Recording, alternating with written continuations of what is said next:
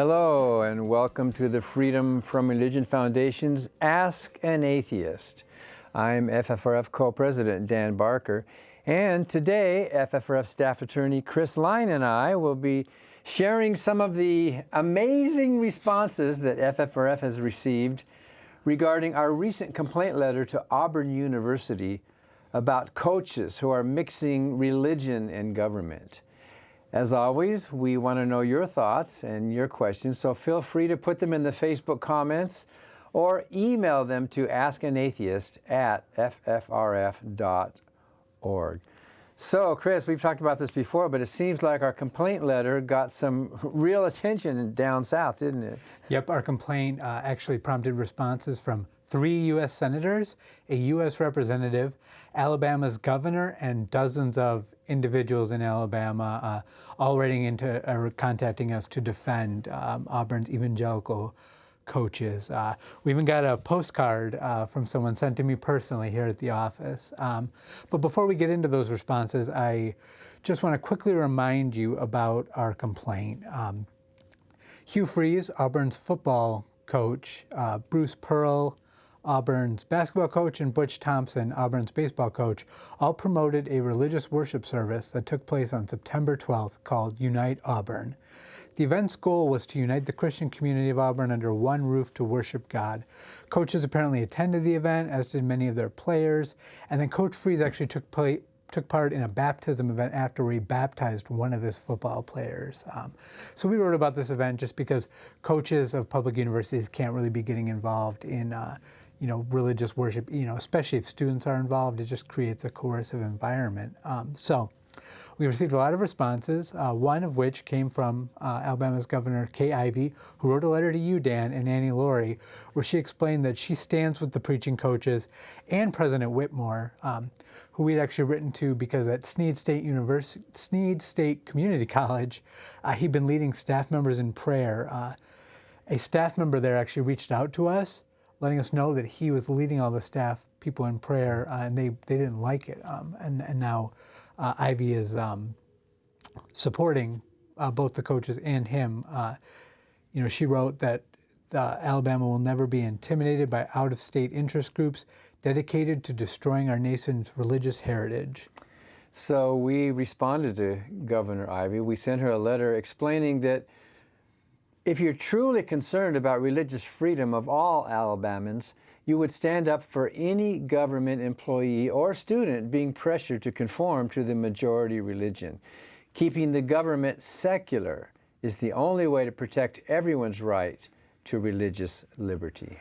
Right, and in her letter to us, to you, Ivy did a pretty good job of pretending that there is a religious freedom issue here and that she actually cared. I mean, she actually, in her letter, noted that she represents non-religious citizens in Alabama, which you guys did thank her for that, for at least acknowledging that.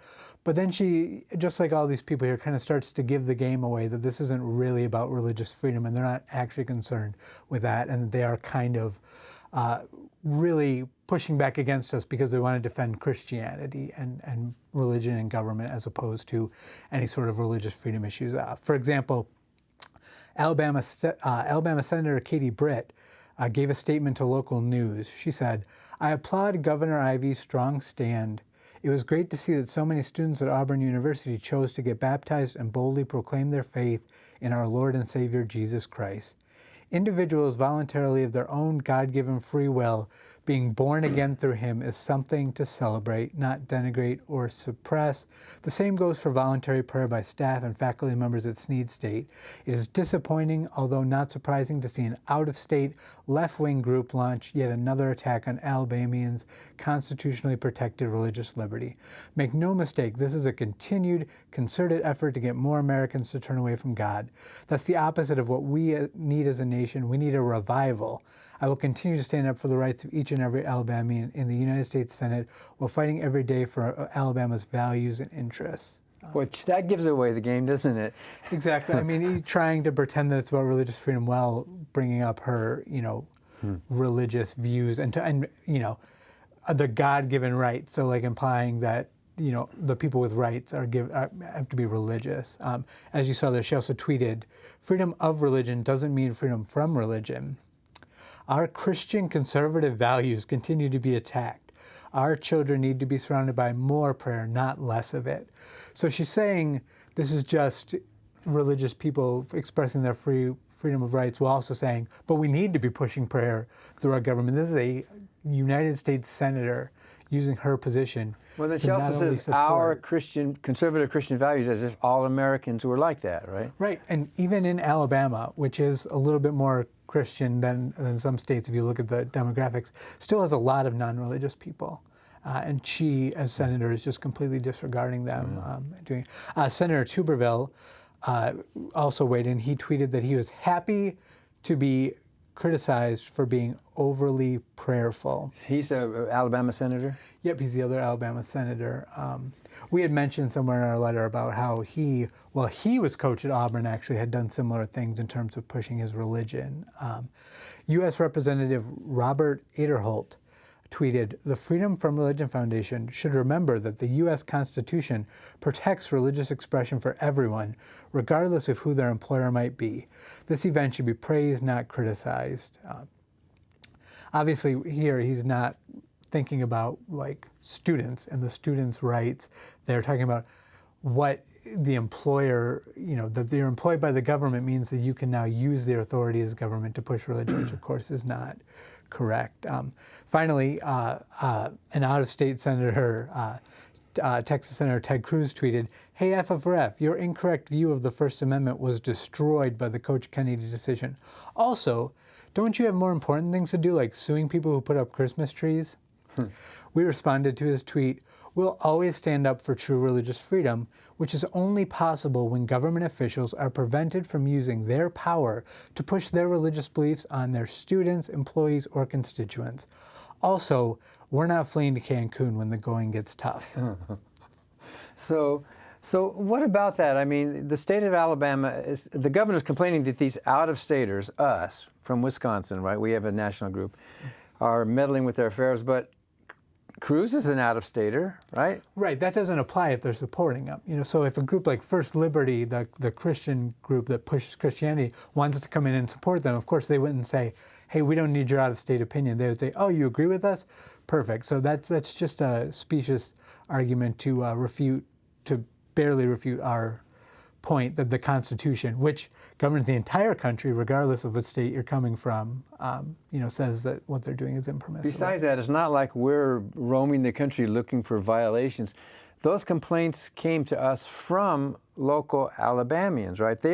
People who are in the state complaining. It wasn't that we were just trying to interfere with their local matters, right? Right, exactly. We always, in these situations, are getting things from our local members and just from local, those atheists that the senators seem to be disregarding and not being willing to represent, write to us and bring these violations up, so we're able to reach out. So we got emails, and you got this great postcard that we showed from somebody. Speaking of out of state, this is from Montana. This is someone in Montana who had a problem with our Auburn complaint. It says from all corners of Wyoming. Wyoming, sorry. Yeah, one of those states up there. Yeah, not Alabama though, but him weighing in on behalf of Auburn, I'm sure they also appreciate that. But we also get phone calls, and to illustrate the phone calls we got, our director of First Impressions, Lisa Troy, she has the job of sorting through all these voicemails that we receive, especially when we complain about sports. Wow. Right.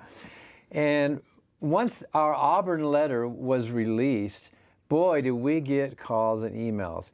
And we're going to play a selection of them for you right now, but to make them a little easier to watch, we put AI on the case. We have an employee named AI, I guess, here. Actually, our director of IT, Scott Nickelbein, is going to join us now to explain this process of putting AI to these phone calls. Hi, Scott.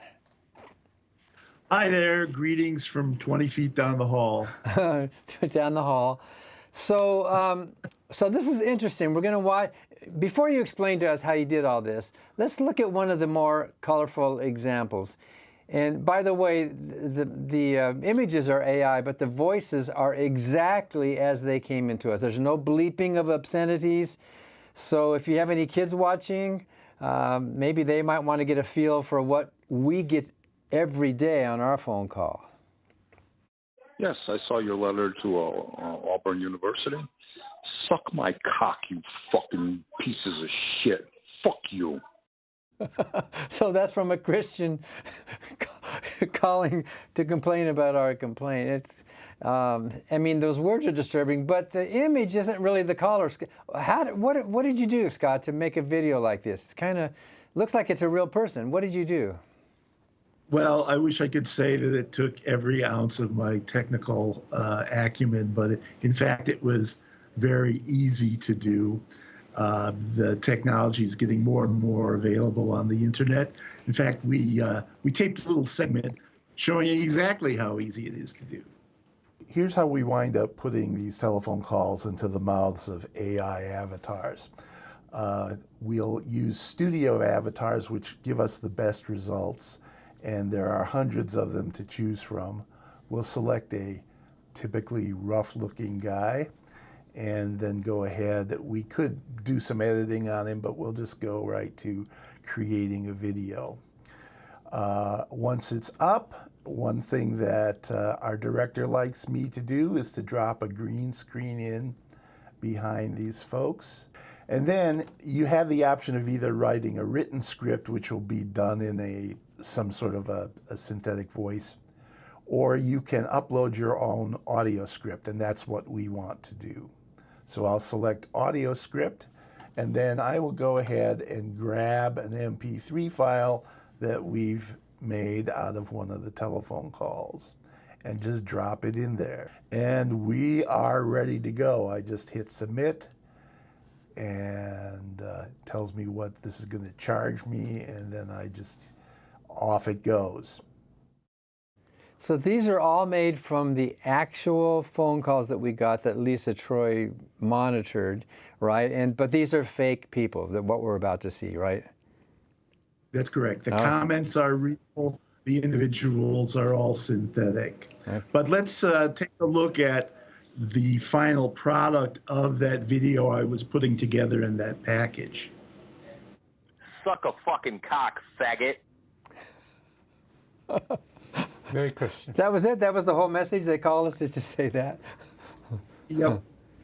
So, well, that's kind of scary. That's kind of weird. So are there this technology is kind of weird. Are there some like larger ramifications, like this being widely available? Well, this is really just an extension of the deep fake technology that's been around for about 10 years. Big change is just that it's gotten so much easier to use. And in fact, what's even more disturbing is that you can create one of these avatars out of anybody. Now, you have to have their cooperation because it still takes a lot of filming and stuff. But the fact of the matter is that when you the result is that you can see a video of somebody saying something that they in fact never said and had no awareness of saying. I think that like for instance, you'll see earlier this year the Chinese. In a darker example, the Chinese were actually using this exact same technology to produce newscasts of anti-Western propaganda that looked, very polished, like they were shot right in the Midwest to make them more palatable to viewers. So the potential for abuse is pretty large, I think. So how do we know that we're looking at you right now, Scott? How do we know that you're real? Well, who would come up with an avatar that looked like this, Dan? Well, you're you. And that does look like your office. So let's look at a few more examples that you put together for us from the actual phone calls. It's a shame that I'm not quite at the end of my days, because I'd like to come and find you. Ooh. And do what? Yeah. Okay, here's another one. You people are an absolute joke. You're all going to hell. To slam what happened at the Alabama University is absolutely ridiculous.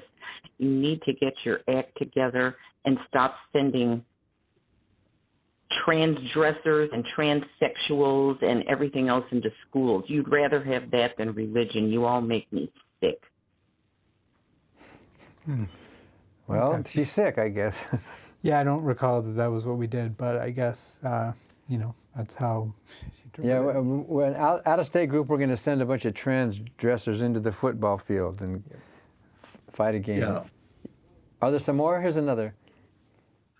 So you guys are upset a little bit about the thing in Auburn. You know, there is a good Lord Jesus, and you people are going to burn in hell, and I'm going to sit and watch and laugh my ass off. Have a lovely day, you Satanists. Woo! So, Yeah, I mean, as funny as these are, like this, unfortunately, these, like that first one's a threat. I mean, these are the type of calls we get in these situations. No one's calling us with well thought out explanations or trying to defend in any way, what's going on in these situations where we're trying to defend the Constitution, because they don't have anything to say in response to our constitutional arguments. They just have threats, calling us Satanists, and doing these sort of disturbing things, and it's really unfortunate. well, we've been getting these comments for decades, ever since the foundation started in the 70s. Letters, with stamps on them, member stamps, and phone calls, of course. So this is not new, but it's just weird to think they're real human beings that would pick up a phone and say something like that. Yeah, and that's why I'm glad that we share these. But we do a Facebook thing where we share out our responses of just so people can see, hey, you want to know what your fellow Christians are saying and how they represent themselves? Because a lot of the response, I mean, not to give Christianity tons of credit as like a very moral or anything like that, but I mean, certainly I think most Christians would see a lot of these responses and would be like, what is this? This is not what I think of when I think of Christianity. So, Do we have some more, Scott? Yeah, there are several more, I believe. All right. Here comes one now. Jesus Christ loves you. Why do you hate Jesus? You're riding a hellbound train to the lake of fire for eternity resort. You come near our kids and you will pay, because Jesus Christ returns with a sword. You ain't going to be able to crucify him again. He will take your heads. Yeah, that's right. Now, please leave Christians alone. You can have your little circle jerks, but don't come near our children. Don't come near our children. Thank you very much there in Madtown. My sister lives in Madtown. Yeah, I've been to Madtown a bunch of times. Love Wisconsin. It's God's country. What are you doing there? Of course, nobody in Wisconsin with any brains lives in Madison anymore. How about you go run down the dancing grannies in Waukesha? I bet you'd love doing that. Yeah, we actually know the singing grannies. Yeah, it wasn't clear from that whether the person he knows that lives here ever moved out of Madison or not, if they were including their person they know in the bad people living in Madison. Or Well, you notice that his comment was just basically a threat. Jesus is going to come with a sword, and did he say cut our heads off? I think it was at least implied, if not said. Yeah, no, I mean, once again, exactly to my point I was saying before.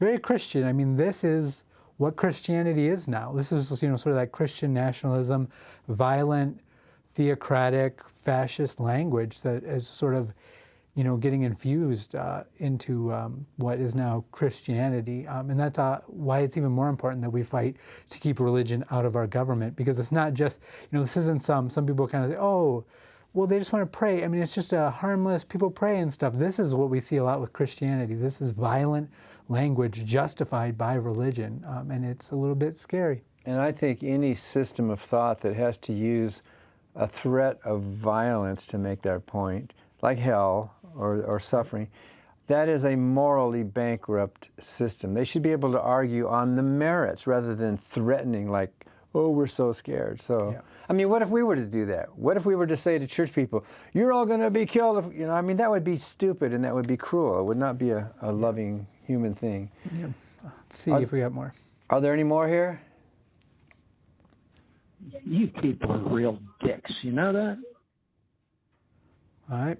Very simple. That was it? Simple, Okay. Straight to the point, really strong argument. Yeah. Here's another. Yeah, these last ones are a little bit more elaborate than the initial ones that we demonstrated at the outset of the segment. We're using some of the more advanced tools that allow you to put the avatars in settings. I did a couple of avatars actually in the Midjourney program to demonstrate how I imagined they might look. And we have a couple of those coming up, and certainly more violent threats. Great. Hey, good morning. The Constitution says that Congress shall make no laws with respect to the establishment of religion, nor interfere with the free exercise thereof. That second part pretty much makes you unconstitutional, doesn't it? Pretty simple, isn't it? You're basically engaging in unconstitutional activity when you try to silence the free exercise thereof. Wow. What a concept, huh? Have a great day, fascists. So what he doesn't seem to understand is that the free exercise applies to private citizens. Right. The government does not have the free exercise to promote religion, and our complaint is not against people's private lives, but we're complaining against their roles acting as government actors. Exactly, and more to that point, FFRF cannot violate the Constitution because we are not a government actor bound by the Constitution in that way, But yeah, and this has come up a lot with this. This is one thing I think it's really important to clarify. A lot of the news stories, especially news stories coming out of Alabama about this, really get this wrong in just framing it as religious freedom, because we're not complaining about the students participating in a giant religious event or even the baptisms or anything. It's just when school officials, when those coaches are getting involved by promoting the event, taking their teams, baptizing a player as part of a school event. This is not... Yeah.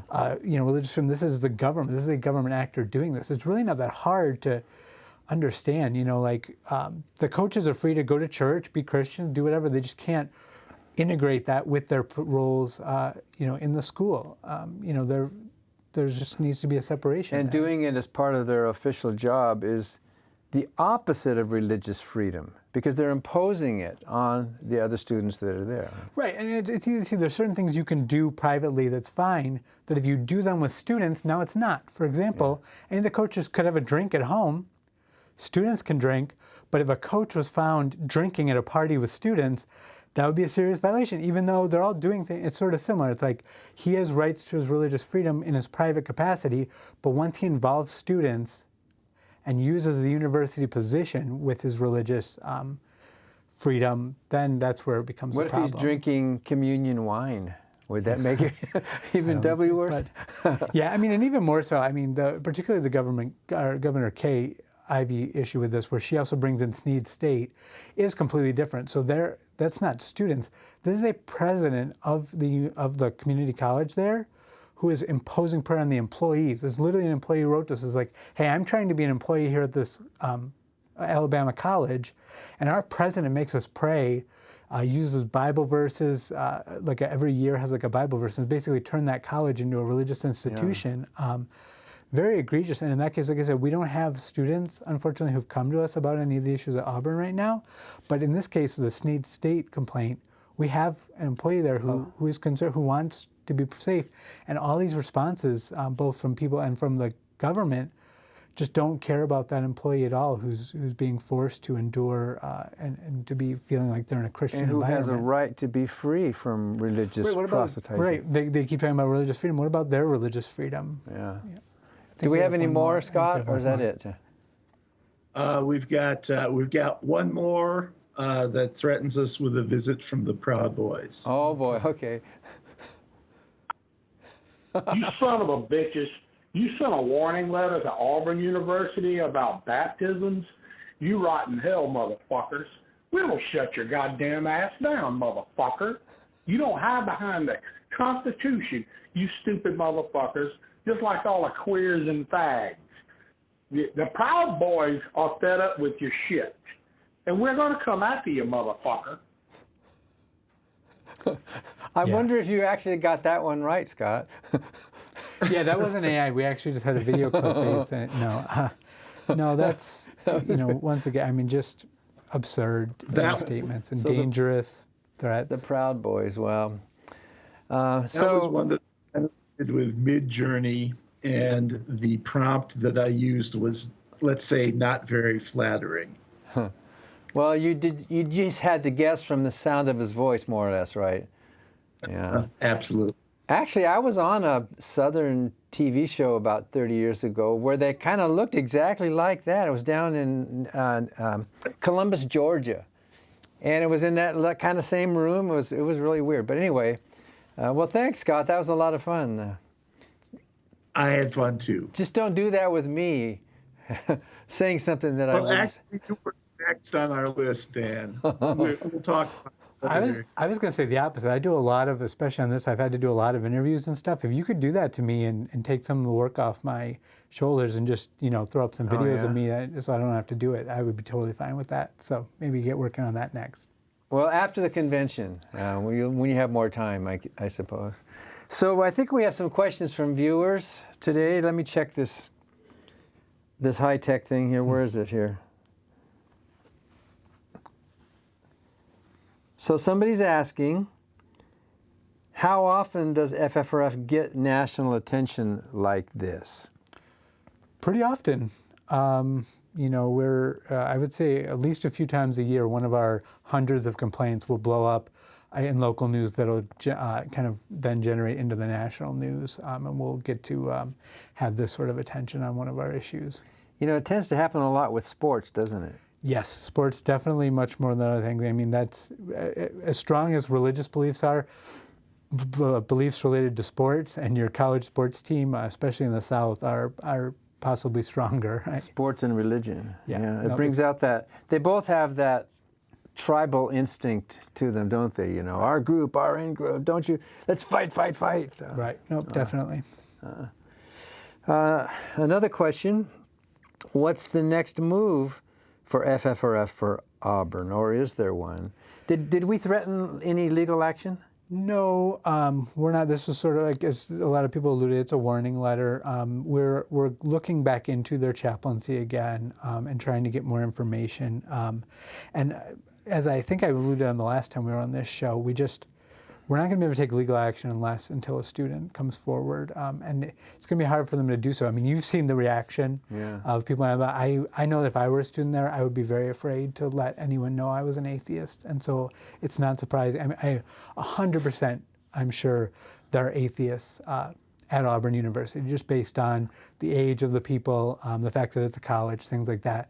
But given these responses, the way that the university's responded, the way the government has responded, the way these threatening individuals in Alabama have responded, it's not surprising that they're not going to be probably willing to come forward. But it's not just atheists. The Santa Fe decision over prayers at football games in Texas, that was the minority religious. It was a Catholic family and a Mormon family complaining. So it's not just the non-believers who would be complaining about it. Right, yeah, but you can see, I mean, the point still stands on having to stand up against these people and to take a stand, which is exactly, I mean, that's sort of exactly why we're bringing this up in the first place, is to say this is what this environment creates, this coercive environment, both through the coaches and their sports programs, the university, clearly the state, based on both its senators and the governor's positions, that it really is just a scary place to not be a part of the Christian majority. And that's exactly what we're saying, is that that's not how it should work in the United States. You shouldn't feel pressured to either be a part of a majority religion or to at least pretend you are for your safety. And that's what we're really looking out for there. And hopefully we'll be able to take further action in the future to protect the rights of people in Alabama. Do you think they would have the same respect for, let's say, an atheist coach who told all the players to hold hands and say, there's no God, we're going to have to do this on our own strength? Would they respect the religious freedom? He shouldn't do that, of course. Right. But would they have the same feelings if it was something other. Right. No, they definitely would not. And exactly, that's sort of, I mean, I bring this up sometimes in an atheist, that it's almost, I don't want to say not fair, but I just have no desire to proselytize. And I think the majority of atheists, especially nuns, who maybe not call themselves atheists, but basically they're not religious, don't have a desire to try to talk people out of their religion. Whereas religious people, the way religion works, they're incentivized to spread their religion and to pray out loud, and that's sort of what's pushed. Whereas for atheists, no, I mean, I don't encourage any atheist to try to, push back or, exactly open a city council meeting by saying, hey, we just want to remind everyone before the city council meeting begins that there is no God and, we have to do it ourselves here today. We just would never encourage that, and more importantly, nobody would want to do that. So it's hard. So you get people on the other side doing it, it's hard to refute. But you can even bring up other religions. I mean, even if the coach was an atheist, if he was a Muslim, is usually the example brought up. I don't think he would have the exact same support. In fact, I think most of these people, these Christian sort of nationalists, almost in these situations, would be very against a coach, bringing Islam into. Well, and the atheist coach would be more likely to understand the importance of the First Amendment and not want to impose their private beliefs on the students. So. Exactly. I mean, I'm a very strong, I work at the Freedom from Religion Foundation, but I also value democracy, and I understand that in a democracy like this, the way we have to do things, the way everyone can live together and not be constantly fighting and having political strife, is that we do have to allow people to express their religious freedom. I mean, I'm a strong believer in religious freedom, the term they keep using, but that applies at home. We're never going to stop you from going to church. We're never going to stop you from praying in your personal capacity, like throughout your life and doing whatever religious things you want. It's just once you choose to become a part of the government, a government official, you now just have a responsibility. In the same way that I, as an atheist, if I were elected to a public office, couldn't, as a mayor, tell people officially there is no God. They can't push that Christianity onto everyone. It's a secular position. They can do that at home and at the church, and exactly in their private roles. So one more question, I think. Do I have to refresh this? Are there any consequences for all these legislators coming out in support of Unite Auburn? Can anything be done? Well, one consequence, I think, is they're probably going to get reelected. Yeah, I mean, that honestly, unfortunately, that's the truth in a lot of these places, and that's sort of why the Constitution exists, is to protect the minority from the tyranny of the majority, whatever majority that is. I mean, right now it happens to be Christianity, but should demographics change, and someday in the future, and it looks this way, there's going to be more atheists than religious people at some point in the future, potentially. Maybe not in Alabama. But. Right. But that same Constitution would stop any religion from taking over the government, or even, like I said, atheism. It would prevent, an establishment of atheism. The government, the United States will never, even if it became a majority non-religious, say, the government is godless. Will never be the case in terms of atheism. It's secular, as in like, it doesn't matter what your belief is, you all get to be a part of this country and a valued citizen. Yeah. So I don't think there's any more questions from viewers. We could wait a half a second, or should we? Oh, I guess we're out of time, huh? So, well, thank you for watching, and that concludes Ask an Atheist. Thank you, Chris, and thank you, Scott, for being with us today. We also have a weekly TV show that's broadcast. It's called Free Thought Matters. So let's look at a little clip of this week's show coming up. So the United States has previously been viewed, at least kind of in the academic debate, as one of these exceptions to secularization in the modern world. But we have seen the last sort of 10, 15 years a sharp decline in religion, especially in religious belonging, but also on other measures. So it's important to remember that secularization in the United States, it's not as it hasn't got as far as in some other modern or modernizing countries. So we still see quite high levels of religious beliefs in particular, but the decline in religious belonging, especially among younger people, millennials and younger, it's quite striking. That's Professor Isabella Castlestrand at the University of Aberdeen, Scotland, co-author of the book Beyond Doubt. And you can see Free Thought Matters on TV stations all across the U.S. and also on our Facebook and YouTube channels. And don't miss Free Thought Radio. This week, Annie, Laurie, and Dan's guest is Washington Post columnist Kate Cohen. You can find the show at ffrf.org/radio. And if you want more information about the Freedom from Religion Foundation, check out our website at ffrf.org. If you're already a member, thank you for joining. And if not, we invite you to join us. And to see you again next week on FFRF's Ask an Atheist.